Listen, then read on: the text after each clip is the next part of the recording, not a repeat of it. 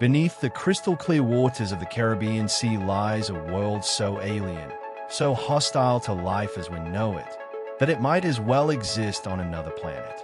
A realm where the very laws of physics seem bent to their breaking point, where creatures defy everything we thought we knew about the limits of life itself. Here, in the crushing darkness 8 kilometers below the surface, temperatures hover just above freezing while pressures exceed those found in the deepest mines on Earth. For centuries, scientists believed nothing could survive in such conditions. The cellular machinery that powers all life would simply collapse. Proteins would unfold. DNA would shatter under the immense forces. That was until we discovered they were wrong. Dead wrong. Not only does life exist in these impossible depths, but it thrives in ways that challenge our most fundamental understanding of biology. Strange, otherworldly creatures have evolved here, being so perfectly adapted to this crushing realm that they cannot survive anywhere else on our planet. Join me on a journey into one of Earth's most mysterious and dangerous frontiers, the Puerto Rico Trench, the deepest point in the Atlantic Ocean, and home to discoveries that are rewriting the textbooks of marine biology. Our story begins not in the depths, but 130 years ago on the surface, when the first hints of this underwater world were discovered by accident. The year was 1893. The United States Coast and Geodetic Survey vessel Blake was conducting routine soundings north of Puerto Rico, part of an ambitious project to map the Caribbean Sea floor for the first time. The crew had grown accustomed to the monotonous work, lowering weighted lines until they struck bottom at predictable depths of 2 or 3 kilometers. But on this particular morning, something was different. The line kept descending. 3 kilometers. 4. 5. Still no bottom. The crew exchanged worried glances as they fed out more and more rope. In those days, the ocean was a place of mystery and superstition. Sailors spoke in hushed tones of sea monsters and bottomless pits that could swallow entire ships without a trace. Finally, at an unprecedented depth of over 8 kilometers, the weight struck bottom. What they had discovered would later be named the Puerto Rico Trench, a massive scar in the Atlantic seafloor that plunges deeper than the height of Mount Everest turned upside down. The Milwaukee Deep, the trench's deepest point at 8,648 meters, remained largely untouched by human exploration for the next century. While we sent astronauts to the moon and robots to Mars, this alien world beneath our very oceans remained as foreign to us as the surface of Jupiter. But before we descend into those depths, we need to understand how such an impossible place came to exist. And for that, we need to look at the forces that shaped our planet itself. The Puerto Rico Trench exists because of a slow-motion collision that has been unfolding for millions of years. Here, the North American tectonic plate meets the Caribbean plate in a grinding, inexorable dance of destruction and creation. Imagine 2 massive sheets of rock, each spanning thousands of kilometers, slowly sliding past each other with a combined weight of continents behind them. This is not a gentle process.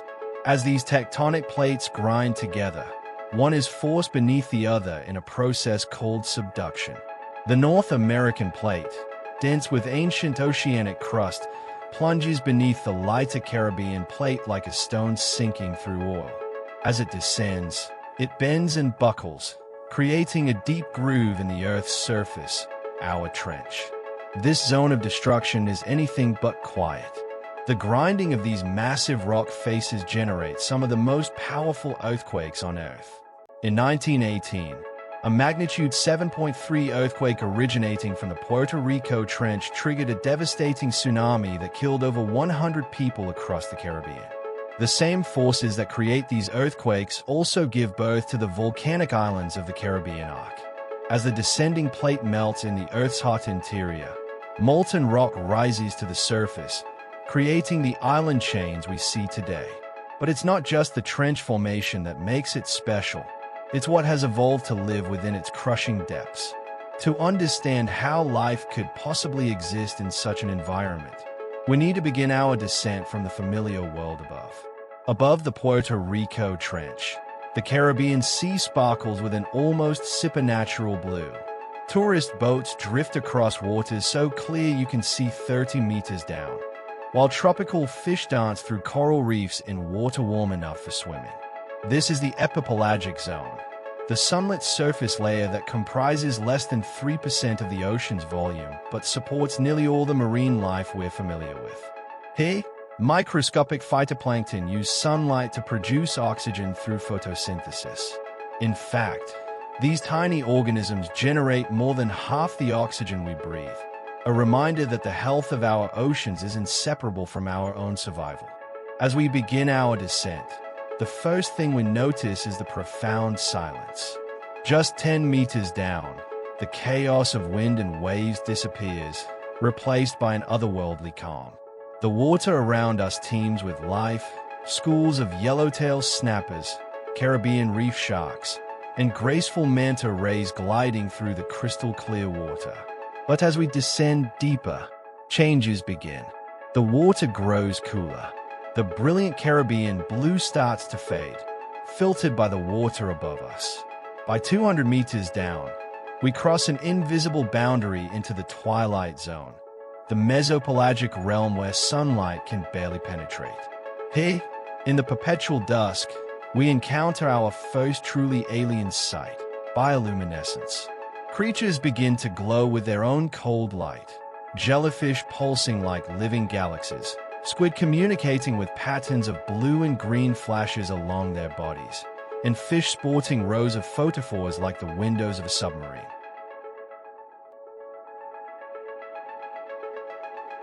This is the domain of the lanternfish, creatures no bigger than your thumb but numbering in the trillions. Every night, they undertake the largest migration on Earth, rising from the depths to feed on surface plankton before returning to the safety of the dark depths at dawn. We're now 1 kilometer deep, and the last traces of sunlight have vanished completely. The water temperature has dropped to a constant 4 degrees Celsius, and the pressure has increased to 100 times that of the surface. We've entered the midnight zone, a realm of perpetual darkness that extends across most of our planet's surface. In this alien world, the rules of life as we know them no longer apply. Without sunlight to power photosynthesis, the entire ecosystem depends on a gentle rain of organic matter falling from the sunlit waters above, what marine biologists call marine snow.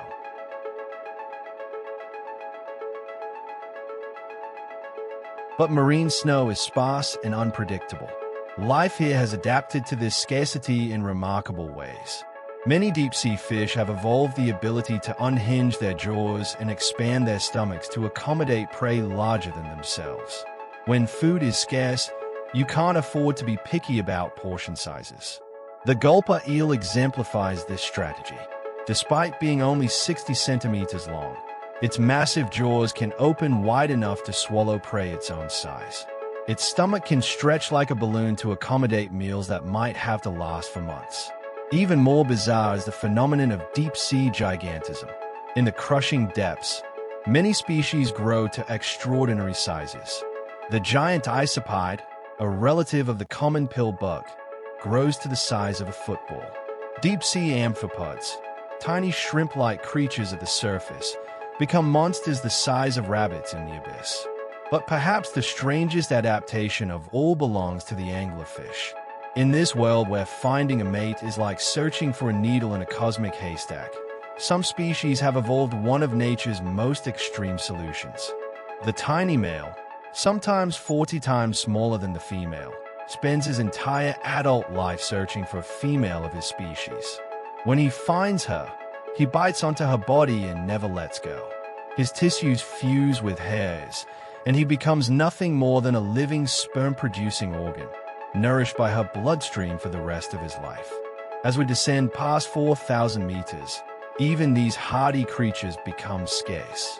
We're approaching the bottom of the midnight zone, and ahead lies the most extreme environment on our planet, the Hadal zone, named after Hades, the Greek underworld. At 6,000 meters deep, we cross into the Hadal zone, the deepest realm of Earth's oceans. The pressure here exceeds 600 times that at sea level, equivalent to having a truck balanced on every square centimeter of your body. The temperature hovers just above freezing, and the darkness is absolute. This is a world that, until recently, science declared impossible for life. The pressure should crush any cell. The cold should stop all biological processes. The lack of food should make survival impossible. Yet as we descend into the Puerto Rico Trench itself, we discover they were wrong. The seafloor here is not the barren moonscape we might expect, but a landscape of surprising diversity. Strange formations rise from the muddy bottom, bacterial mats that glow with bioluminescent light, creating an alien garden in the abyss. These microbes don't rely on sunlight for energy. Instead, they practice chemosynthesis, using chemical reactions to power their metabolism. Around deep-sea vents along the trench walls, entire ecosystems thrive on the chemicals spewing from the Earth's interior: hydrogen sulfide, methane, and other compounds that would be toxic to surface life. Here we find tube worms the size of baseball bats, their bodies housing billions of symbiotic bacteria that convert chemicals into food. Ghostly white crabs scuttle between the vents, and eyeless shrimp swarm in clouds so dense they block our lights. But the most remarkable discovery in these depths came in 2019, when researchers exploring the deepest parts of the Puerto Rico Trench made a find that shocked the scientific world. 8 kilometers down, in the Milwaukee Deep itself, cameras captured something that shouldn't exist: a fish. Not just any fish, but a thriving population of what would later be classified as a new species of snailfish, living at pressures that should have crushed them instantly. These fish, translucent and ghostly pale, represent one of the most extreme forms of life on our planet. Their cells have been fundamentally re-engineered by evolution. Special proteins act like internal scaffolding, preventing cellular collapse under crushing pressure. Their bones are flexible, more like cartilage, allowing them to compress without breaking. Most remarkably, these fish cannot survive in shallow water. The very adaptations that allow them to live in the abyss make them utterly dependent on crushing pressure. Bring them to the surface, and they literally fall apart as the pressure drops. But fish are just the beginning. The deepest parts of the Puerto Rico Trench harbor life forms so strange they challenge our very definition of what life can be. Xenophyrophores, single-celled organisms that grow to the size of dinner plates, carpet sections of the seafloor. These creatures are impossible by conventional biology textbooks. A single cell should not be able to survive at such size. Yet here they are, some specimens measuring over 20 centimeters across. Giant amphipods the size of rabbits scavenge the seafloor, their bodies transparent as glass. Sea cucumbers with bizarre appendages crawl through the mud like alien spacecraft. And everywhere, bacterial mats create living carpets that pulse with otherworldly light. Each of these discoveries is more than just biological curiosity. They represent potential keys to understanding how life began on Earth and how it might exist on other worlds. The chemicals and pressures found in these deep trenches may mirror conditions on the early Earth or in the subsurface oceans of moons like Europa and Enceladus. Despite these incredible discoveries, we've barely scratched the surface of what lies in our deepest oceans. The technical challenges of deep-sea exploration make it more difficult than space travel in many ways. The pressure vessel required to carry humans to these depths must be perfectly spherical and incredibly strong. The walls of the deep-sea Challenger, which carried James Cameron to the deepest point in the ocean, were 64 millimeters thick, solid steel engineered to withstand pressures that would instantly crush a conventional submarine. Even unmanned vehicles face enormous challenges. In 2014, the robotic explorer Nereus was lost during a dive in a deep trench near New Zealand, crushed by the immense pressure despite being designed specifically for such depths.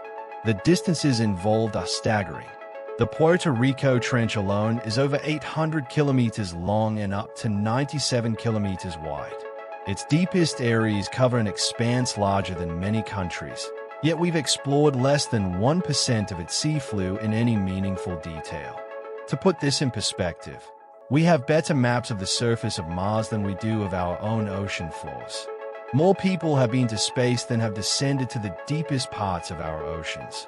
We've sent robotic missions to every planet in our solar system, yet vast areas of our own planet remain completely unexplored. This isn't just an academic problem. These deep ocean trenches play crucial roles in our planet's climate system. They are where ocean currents begin their journey around the globe, carrying heat and nutrients that affect weather patterns worldwide. They are also where carbon from the atmosphere gets buried in sediments, potentially affecting global warming. Recent technological advances are finally beginning to open these deep realms to exploration. New generation of deep-sea vehicles can dive deeper and stay longer than ever before. Autonomous underwater vehicles can explore vast areas without human pilots, mapping the seafloor and collecting samples. Advanced DNA sequencing techniques are revealing that the diversity of life in the deep ocean is far greater than we ever imagined. Every expedition discovers new species, not just individual creatures, but entirely new branches of the tree of life. Some of these discoveries have already led to breakthrough applications. Enzymes from deep-sea bacteria are now used in medical research and industrial processes. The unique proteins that allow deep-sea fish to survive crushing pressure are being studied for potential medical applications. The deep trenches may also hold keys to understanding life itself.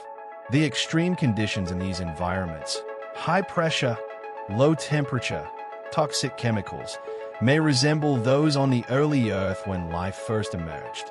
Studying how organisms survive in these conditions could help us understand how life began and how it might evolve on other worlds. NASA is already using deep-sea exploration techniques to develop missions to explore the subsurface oceans of Jupiter's moon Europa and Saturn's moon Enceladus. The same vehicles that dive to the bottom of the Puerto Rico Trench could one day explore alien seas beneath the ice of distant worlds. But perhaps the most important discoveries are still to come. Every dive into the deep ocean reveals new mysteries, new forms of life, new ways that biology can adapt to impossible conditions.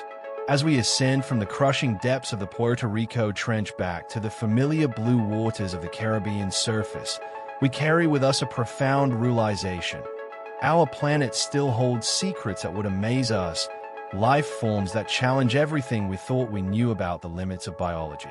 The deep ocean trenches are Earth's final frontier, not because they are the last places we'll explore, but because they represent the ultimate expression of life's ability to adapt, survive, and thrive in conditions that seem impossible. Every creature we've encountered in these depths, from the ghostly snailfish to the impossible xenophyrophores, represents millions of years of evolution, countless generations of adaptation to one of the most extreme environments our planet can offer. These discoveries remind us that life is far more resilient, far more creative, and far more surprising than we ever dared to imagine. And they suggest that in a universe filled with extreme worlds, life itself might be far more common than we ever dreamed possible. The abyss still keeps most of its secrets, but with each dive, each discovery, we peel back another layer of the mystery, revealing a world that is truly alien, yet undeniably part of our home planet Earth. The deep ocean is calling. The question is, are we brave enough to answer?